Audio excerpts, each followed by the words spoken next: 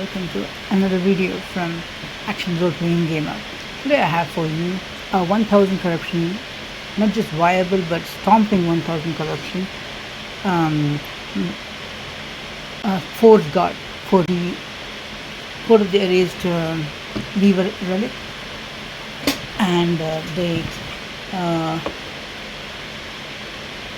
shield which gives you armor mitigation. Okay, so, and boots are the exile boots, which give us some much needed attributes, and also gives us physical dot scaling for your build. Basically, it's a physical dot scaling build which takes a huge multipliers from the skill tree, particularly the manifest armor skill tree.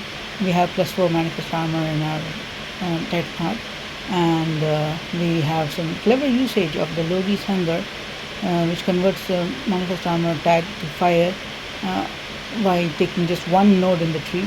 So then we can use Logi's Hunger's fire minion skill +2 to full effect, along with 2 phantom wits, which gives +4 between the two of them, +4 to minion skills between the two of them.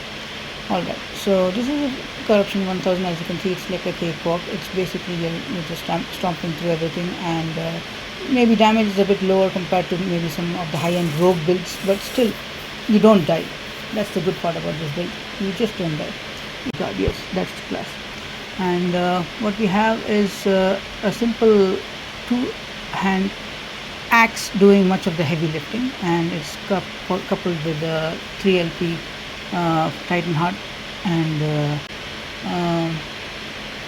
Dream Helmet, which I got from the pre-printing days back in the day.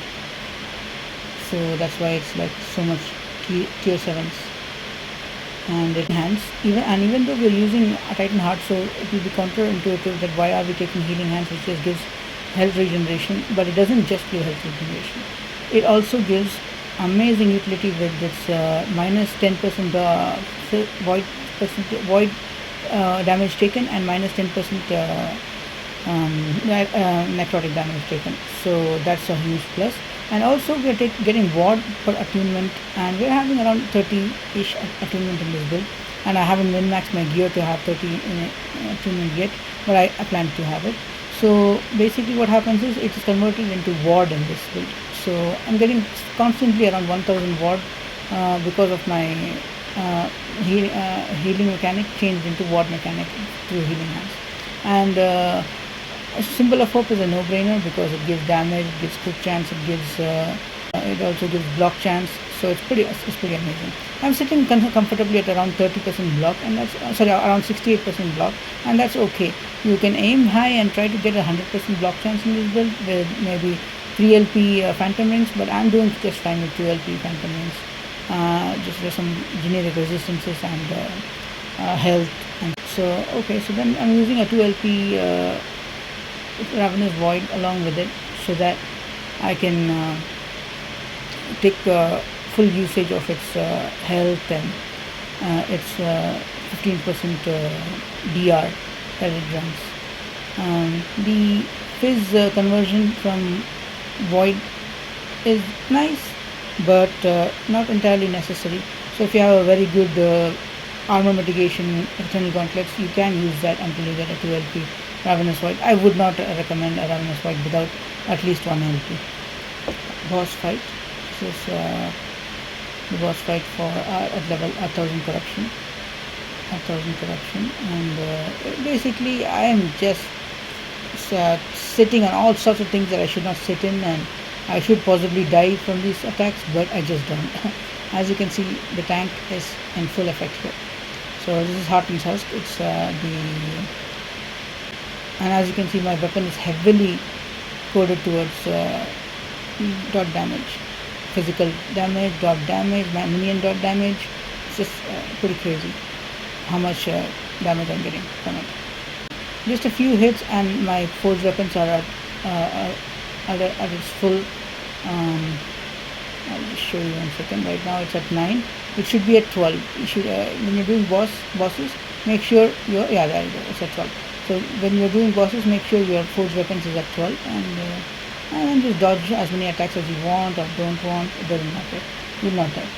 So yeah, and yeah, I'm using jungle chaps. I don't know whether this is my COF in full effect with all the runes of havocs that I'm collecting from bosses. So yeah, so this can do pretty much any boss in the game. It's not a problem. Uber Abroad can be done, and yeah, so that's the build there, and tree completely for each skill. But some people might find it visually an AD, so I'm just including it in the video.